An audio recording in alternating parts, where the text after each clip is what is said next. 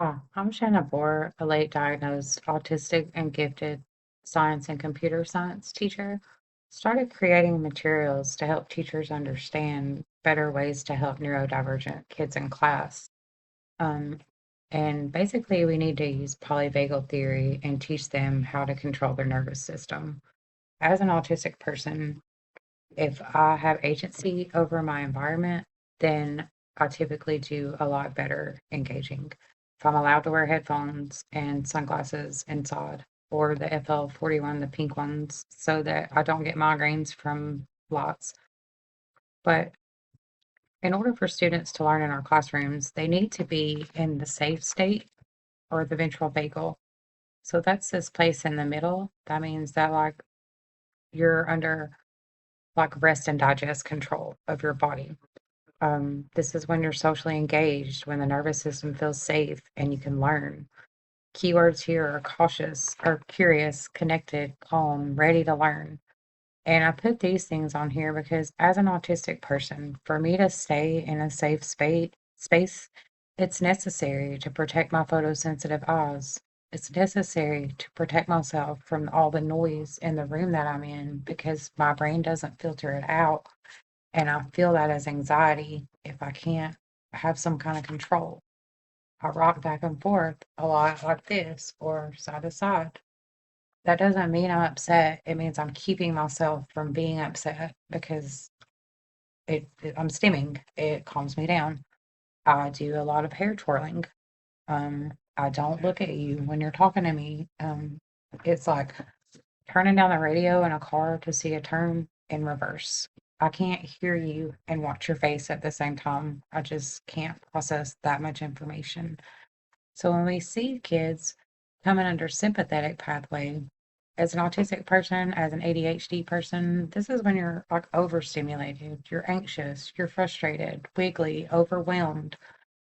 And then for autistic people, because of the double empathy problem, a lot of times our normal stress response is seen as defiance. I'm really super literal. So if I say I can't do that right now, I'm telling you I can't do that right now because I'm in like fight or flight mode and I don't have executive functioning. I'm not capable, is what I was trying to tell people growing up. It didn't mean I didn't want to do it. I mean, I couldn't, I wasn't capable. You asked to be left alone, and people like to keep picking at you until you explode. And then they blame you for exploding when you've been overstimulated and you've asked to be left alone, or you've asked to go to the bathroom, asked to be excused, and you've been told that you do it too much and you'd have to stay in the room. In the immobilized state, this happens to me when I just get way too stimulated, and especially in an emotional, overstimulated way, because I am really sensitive emotionally too. This is the shutdown or freeze stage. Your body's preserving energy because you feel trapped, like there's nowhere to go and like there's no way out of it. I tend to do this when I'm talking to people. If I'm talking to you like this and I'm either processing really hard, but if you know I'm upset, then I'm in the middle of a shutdown and I need to recover.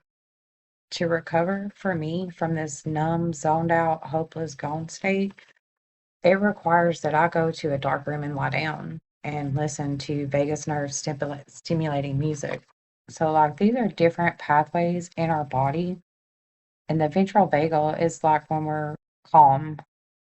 Over here, sympathetic, this is like adrenaline. This is fight or flight. You're being prepared to fight with someone or to run from them. And when you keep existing in that space, overstimulated all the time, it actually makes perfect sense when you yell at people because your brain is trying to escape the situation. And the freeze, it makes sense when kids freeze. They are so overstimulated, their executive function has crashed and I go nonverbal. Um, so I was hoping that maybe if I explain to people that these behaviors, the tapping, the hair twirling, I bounce around a lot. I'm not trying to be annoying. I'm trying to keep my brain and nervous system like in a safe spot so I can process, so I can learn, so I can ask good questions. Took me until I was almost 50 to be able to use my brain the way that I feel like I should have been doing the whole time. So maybe this can help somebody.